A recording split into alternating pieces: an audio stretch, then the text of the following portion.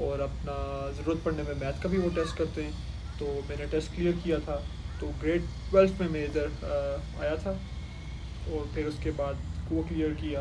तो अब 10 में आएंगे उसको 10 में दाखिला देंगे या एक क्लास पीछे होगी या आगे होगी, क्या है उसका? नहीं, मोस्टली उनको एक क्लास आगे मिल जाता है दाखला, एक अच्छा। क्लास, क्योंकि बाद लोगों को तो दो क्लासेस भी आगे कर देते हैं। आज थोड़ा सा हमारे नाज़रीन को बताएं। जी अस्सलाम वालेकुम सर साहब। वालेकुम अस्सलाम। जी मेरा नाम सरदार अहमद है। पहले तो मैं आपका बड़ा शुक्रगुजार हूँ कि आपने मुझे इस पॉडकास्ट के सिलसिले में बुलाया। तो मैं पाकिस्तान कश्मीर से हूँ।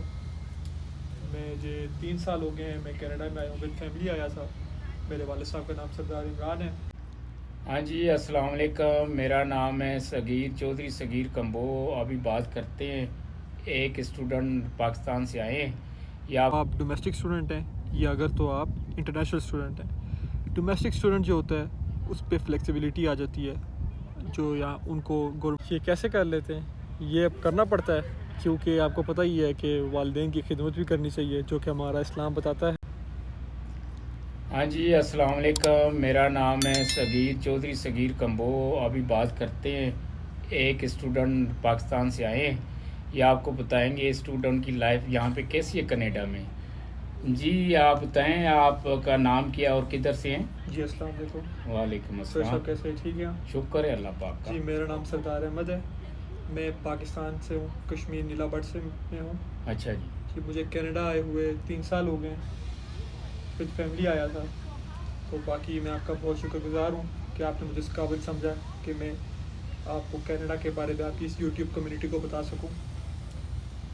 अहमद भाई, आप 3 साल से आए हुए हैं कनाडा में, आते ही आपने दाखिला ले लिया था? जी जी, मैंने आते ही मुझे 6 महीने लगे थे, क्योंकि उस टाइम जो छुट्टियाँ चल रही थी सारे स्कूल्स कॉलेज यूनिवर्सिटीज़ में। अच्छा। ओवरऑल कनाडा में अप्रैल से लेके सितंबर तक मोस्टली छुट्टियाँ होती है, specially in colleges and universities. तो तब थोड़ा 4 5 6 महीने मैंने वेट किया था, फिर सितंबर से मेरा एडमिशन हो गया था। तो फिर सितंबर से स्टडी स्टार्ट हो गई थी। तो इजीली हो जाता है एडमिशन या कोई प्रॉब्लम होती है, कोई टेस्ट वगैरह होता है? टेस्ट भी होता है, आपका इंग्लिश प्रोफिशिएंसी का वो टेस्ट चेक करते हैं और अपना ज़रूरत पड़ने में मैथ का भी वो टेस्ट करते हैं। तो मैंने टेस्ट क्लियर किया था, तो ग्रेड 12 में मैं इधर आया था और फिर उसके बाद वो क्लियर किया। तो अब बस यूनिवर्सिटी चल रही है। अच्छा, तो इजीली हो जाता है या कोई प्रॉब्लम आ जाती है? प्रॉब्लम तो ऐसा सच नहीं आती, क्योंकि आपने टेस्ट देना होता है, वो क्लियर करना पड़ता है। तो वो फिर आपको बता देते हैं कि आपको के लिए आपके टेस्ट के अकॉर्डिंग जो रिजल्ट्स आए हैं उस पर आपको कौन सी क्लास सूटेबल रहेगी। जिस वजह से मेरे लिए उन्होंने कहा था कि आप ग्रेड 12 पे करोगे। हालांकि मैं ग्रेड 10 करके आया था, लेकिन उन्होंने मुझे ग्रेड 12 सजेस्ट की कि आपका इंग्लिश और आपकी जो हमने जो रिजल्ट्स आए हैं आपके, उसके अच्छा। हिसाब से आपके लिए ग्रेड 12 बेहतर रहेगी।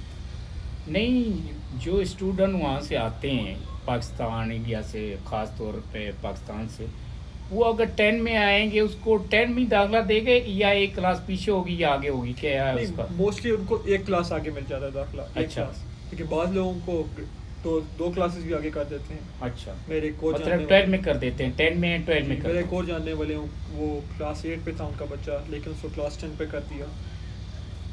तो वो सनद देखते हैं या वो उनका खुद इंटरव्यू लेते हैं? नहीं, ग्रेड 10 तक जो होता है वो आपका कोई पास्ट आपके कोई भी रिजल्ट्स वगैरह नहीं देखते, वो आपका टेस्ट लेते हैं। उस टेस्ट के बुनियाद पे वो आपको क्लास सजेस्ट करते हैं। हाँ, ग्रेड 10 के बाद ग्रेड 11 के लिए, ग्रेड 12 के लिए, जिसको पाकिस्तान में कॉलेज कहा जाता है और यहाँ पे हाई स्कूल कहा जाता है, उसके लिए वो आपसे टेस्ट भी लेते हैं और आपके पुराने रिजल्ट्स भी देखते हैं जो आपने उधर परफॉर्म किया होता है। इस तरह मैंने अपने रिजल्ट्स भी शो किए थे और यहाँ टेस्ट भी दिए थे, दोनों को देख कर उन्होंने मुझे ग्रेड 12 सजेस्ट की थी। तो रिजल्ट पे तो वो यहाँ पे एतबार नहीं करते, कैसा है आप पे एतबार कर लिया? लेकिन रिजल्ट पे तो आप बिल्कुल ठीक कह रहे हैं, एतबार नहीं किया जा सकता। लेकिन यहाँ पे जो मैंने टेस्ट दिया है उस टेस्ट पे तो वो एतबार करेंगे ही ना, जो उनके सामने मैंने बैठ के दिया था। अच्छा, रिटर्न था? जी रिटर्न था। तो अहमद, ये बताएं आप, स्टूडेंट को यहाँ क्या क्या बेनिफिट मिलता है गवर्नमेंट ऑफ कनाडा से? गवर्नमेंट ऑफ कनाडा से स्टूडेंट को क्या बेनिफिट मिलता है, उस पर दो फैक्टर्स आ जाते हैं कि अगर तो आप डोमेस्टिक स्टूडेंट हैं या अगर तो आप इंटरनेशनल स्टूडेंट हैं। डोमेस्टिक स्टूडेंट जो होता है उस पर फ्लेक्सिबिलिटी आ जाती है, जो यहाँ उनको गवर्नमेंट की तरफ से स्टूडेंट लोन मिल जाता है। और उनको मोर देन 20 आवर्स मिलते हैं जिस पे वो काम कर सकते हैं, पार्ट टाइम जॉब करें, फुल टाइम जॉब करें, क्योंकि जब मोर देन 20 आवर्स होते हैं तो वो फुल टाइम जॉब में कंसिडर किया जा सकता है। तो जो ऑन द अदर हैंड ये जो स्टूडेंट इंटरनेशनल स्टूडेंट होते हैं उन पे काफ़ी लिमिटेशंस होती हैं। उनको 20 आवर्स अ वीक मिलते थे, आजकल थोड़े से इंक्रीज़ करके 24 आवर्स अ वीक कर दिए हैं, यानी आप एक वीक पे 24 आवर्स से ज़्यादा काम नहीं कर सकते, आपको अलाउ नहीं होता। तो ये रूल ऑफ लॉ है इनका। ये बिल्कुल ऐसा ही है। सेकेंडली उनकी जो फ़ीस होती है वो डोमेस्टिक स्टूडेंट से काफ़ी ज़्यादा होती है, जो कि एज़ यूजुअल तकरीबन हर जगह ही होता है। उनकी फ़ीस डोमेस्टिक स्टूडेंट से आप कह सकते हैं 3 गुना ज़्यादा होती है, और उनको कोई ऐसा कोई स्टूडेंट लोन या ऐसा कुछ भी नहीं मिलता। और जब वो पाकिस्तान, इंडिया जहाँ से भी आते हैं उनको अपने पहले 2 से 3 सेमेस्टर की फ़ीस उधर से अरेंज करके पे करके आनी पड़ती है, ताकि यहाँ आके जब वो अर्निंग करें तो हम चौथे या 5वें सेमेस्टर की फ़ीस की कर सके। ऐसा नहीं हो सकता कि वो आएँ तो यहाँ पहले सेमेस्टर की फ़ीस वो इधर आके पे करें, उनको पहले से पे करके आनी पड़ती है। तो अहमद ये बताएं कि इतनी ज़्यादा फ़ीस है, फिर स्टूडेंट यहाँ जॉब नहीं कर सकते, वो कैसे अफोर्ड करते हैं फ़ीस? वो तो बड़ा इशू है आजकल कनाडा में, आपको पता ही है कि इन्फ्लेशन जैसे पीक पे है, प्राइसेस आर स्काई रॉकेट, तो इशू तो बहुत हो रहा है। स्टूडेंट्स में देखता रहता हूँ जो कि ख़ास तौर पर इंटरनेशनल जो स्टूडेंट है वो काफ़ी इस टाइम परेशान है, और जॉब का भी इशू है, क्योंकि यहाँ जॉब इशू बहुत है, यहाँ पे हाउसिंग क्राइसिस बहुत हैं, यहाँ पे एक्सपेंसेस का आपको जैसा मैंने बताया है काफ़ी स्काई रॉकेट है, तो इशू तो बहुत हो रहा है।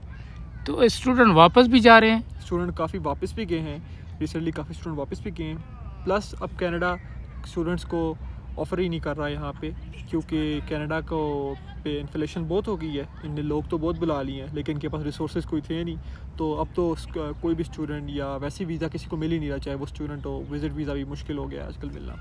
पहले तो स्टूडेंट बहुत आया था, लोग बहुत आए थे, बट अब कनाडा ने सख्ती कर दी, अब लोग नहीं आ रहे। तो अब क्या तरीक़ेकार है स्टूडेंट आने का? रिसेंटली तो यही है, चांसेस बहुत कम है, लोग अप्लाई कर लेते हैं, वो लक पे आपका लग जाए नहीं लगे। तो अहमद ये बताएं, जी आप जॉब भी करते हैं, पढ़ाई भी करते हैं, फिर घर का भी काम करते हैं, अभी आपने मुझे लेट करवा दिया, इसलिए आपने कहा जी मैं वालद के अपना कपड़े इस्त्री कर रहा था, ये कैसे कर लेते हैं? ये कैसे कर लेते हैं, ये अब करना पड़ता है, क्योंकि आपको पता ही है कि वालिदैन की खिदमत भी करनी चाहिए, जो कि हमारा इस्लाम बताता है हमें। तो ये सब कुछ करना पड़ता है, इसको कहते हैं टाइम मैनेजमेंट। आपको टाइम मैनेज करना पड़ता है हर एक चीज़ के लिए, तो तभी जाके आपकी ये सारे काम इधर हो सकते हैं। तो वालिद के कपड़े हमेशा आप इस्त्री करते हैं? जी हमेशा मैं इस्त्री करता हूँ, अल्लाह का शुक्र है, ये दास मुझे ही हासिल है। नहीं, पेंट वगैरह भी कर लेते हैं, वो तो बड़ी मुश्किल है। नहीं सारे कर लेता हूँ मैं। तो खाना शाना भी बनाते हैं? नहीं, खाना मुझसे नहीं बनाया जाता, मैं सीरियस नोट ये बात बोलूँगा। मुझसे खाना, कुकिंग और ग्रॉसरी, इस पे ये मुझसे नहीं होती, तो बाकी ऐसा मैं हर काम कर लेता हूँ। तो अहमद डॉलर कमाते हैं, वो भी आप वालिद साहब को देते हैं या अपने पास ही रखते हैं? उनको भी दे देते हैं, घर पे भी खर्च कर लेते हैं, खुद भी खर्च कर लेते हैं, तो ये सब मिक्सचर लगा रहता है।